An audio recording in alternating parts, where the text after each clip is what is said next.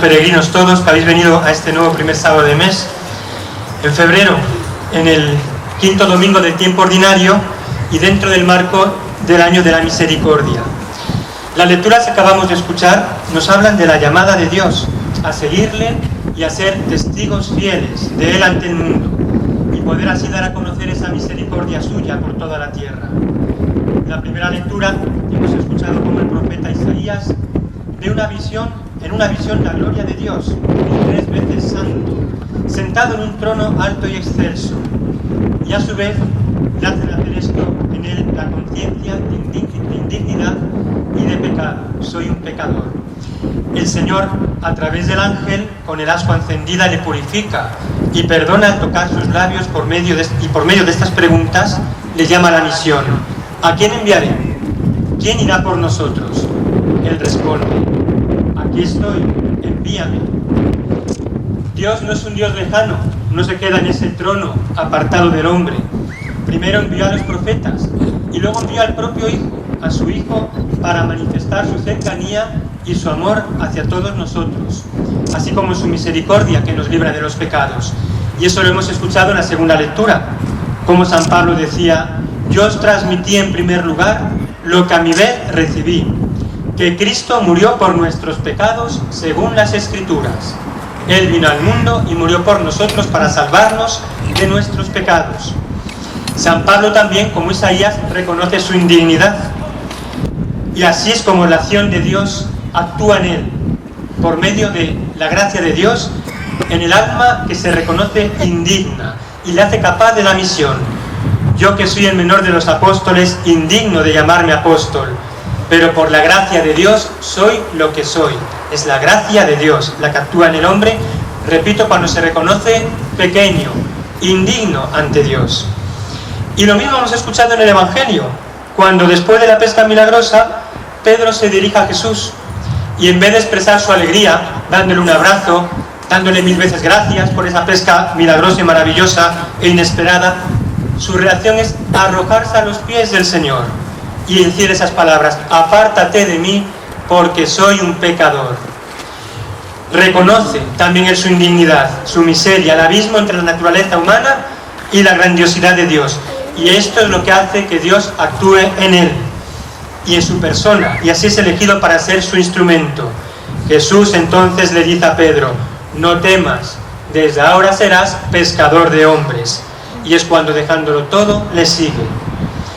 Antes de esta llamada, cuando Pedro se extraña de esa pesca milagrosa, pues tuvo que pasar la prueba. Es inevitable, tuvo que superar una prueba que para nosotros también es una lección de vida. Habían estado pescando toda la noche, que era el momento para pescar, según ellos, que eran los pescadores, los expertos, el momento propicio para la pesca, y no habían conseguido nada. Llega el día siguiente, Jesús se pone a predicar desde la barca de Pedro y le dice: venga, echa ahora la barca mar adentro y echa las redes. Pedro le contesta al Señor. Eso es lo que se diría, lo que es la obediencia dialogada, ¿no? El Señor le hace un mandato y él le explica: Señor, hemos estado toda la noche bregando, pero obedece. Pero según tu palabra echaré las redes. Explica. Pero se fía del Señor, no se fía de sí mismo. Y es entonces cuando se produce el milagro. La grandeza de Pedro está en que, precisamente en esto, no se fía de sí ni de su experiencia, sino se deja a un lado todo eso para ponerse bajo la palabra de Dios, la palabra del Señor. Humanamente tenía razones, como decimos, de sobra para oponerse a la orden de Jesús. ¿Cuántas veces nosotros, si nos hubiesen dicho algo así, cómo vamos a hacer eso? Pero si hemos estado pescando cuando era el momento y no hemos sacado, y ahora dices tú que no tienes ni idea de pescar, que echemos las redes. Pues seguro que esa hubiera sido nuestra respuesta. Pedro no.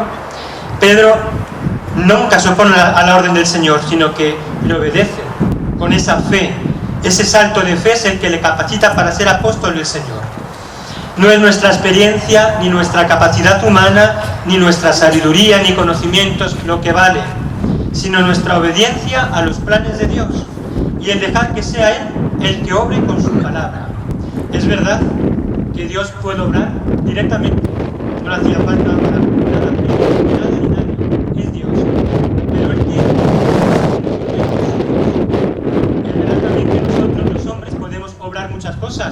hacer muchas cosas con nuestro esfuerzo, con nuestras capacidades, grandes proyectos, grandes actividades, pero si no es con el Señor, bajo su obediencia, bajo lo que Él quiere de nosotros, bajo su gracia, todo lo que hagamos, por grande y por muchas cosas que sean, no valen para nada. Tendrán un valor efímero, un valor temporal, pero no tendrán un valor sobrenatural y eterno. Para que las obras valgan, tienen que estar bajo la acción de Dios, bajo la gracia de Dios, bajo su voluntad. Estas actitudes que hemos visto en Isaías, en Pablo, en Pedro, esa humildad, ese reconocerse indignos, pecadores ante Dios, esa diferencia entre Él y nosotros, esa obediencia que hemos escuchado, es también la enseñanza que la Santísima Virgen y el Señor nos ha repetido tantas y tantas veces aquí, en este bendito prado. En muchas ocasiones los mensajes nos hablan de la obediencia, de la humildad. Voy a citar algunos, unos poquitos. En el primer sábado de agosto de 1985 le decía a su instrumento Luz Amparo: la obediencia es muy importante, hija mía. Sacarás mi obra adelante con humildad y con obediencia.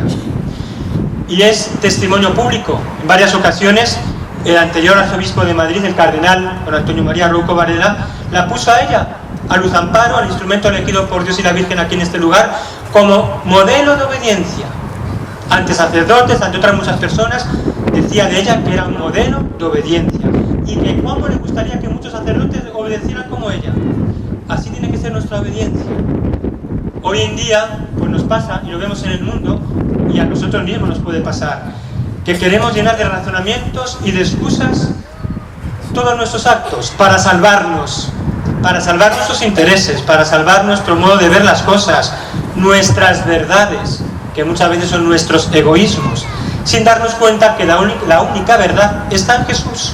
Solo en Él está la verdad, y solo podemos acceder a esa verdad, a Él, si tenemos la actitud de estos tres personajes que han protagonizado las lecturas de hoy.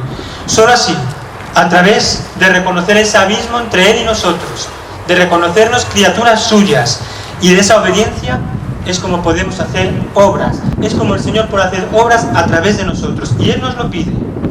En el mensaje del mes de julio del 88 decía el Señor: por una desobediencia el mundo está en pecado, y los hombres siguen desobedeciendo a Dios y se creen dioses para sus fines. Y en junio del año siguiente, de 1989, decía también el Señor: los hombres se precipitan a dar juicios y por su orgullo y su vanidad se creen que sus juicios son infalibles. Su orgullo les hace ver que son poderosos y fuertes y que todo lo pueden, y se saltan la obediencia de la jerarquía, hija mía. Muchas veces nos puede pasar, no solamente a los hombres que están apartados de la Iglesia o que no obedecen directamente al Papa o a los obispos, nos puede pasar a nosotros, que nos creamos infalibles, ahí enraizados en nuestras verdades, y no nos damos cuenta de que muchas veces no es así. Hay que mirar al Señor, hay que mirar a la obediencia, a lo que nos pide a través de los superiores responsables, muy especialmente de la jerarquía de la Iglesia, como dice la Santísima Virgen. Él ha establecido esta jerarquía, lo quiso así el Señor, a través de la Iglesia. Él puso al Papa, Santo Padre, como su vicario, y a los obispos en comunión con Él. Y es una obediencia la que tenemos que tener, que no sea porque está mandado, porque no me queda más remedio, sino motivada por el amor, si no tampoco es buena, no es válida. El amor porque tenemos que amar a Dios sobre todas las cosas, con todo nuestro corazón, con toda nuestra alma, con todo nuestro ser, y ese amor nos tiene que llevar también a amar al Santo Padre y a los obispos, designados por Él y en comunión con Él, y a obedecer con ese amor.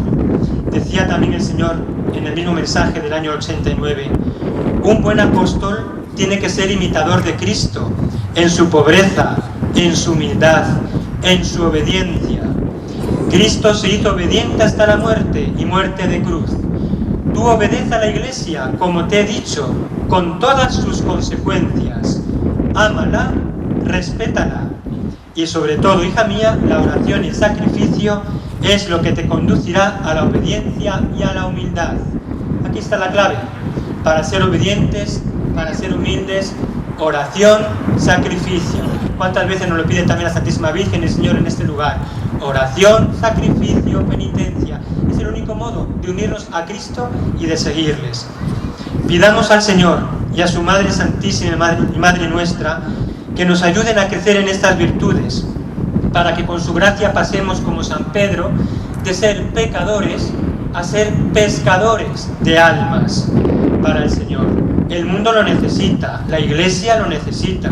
Lo que necesita la Iglesia, el Señor, es que seamos obedientes a la misma Iglesia, que no hagamos nuestras capillas, nuestras iglesias, nuestros intereses, sino lo que, como decía antes, el Santo Padre y los obispos en comunión con Él nos van encaminando para buscar siempre la voluntad del Señor.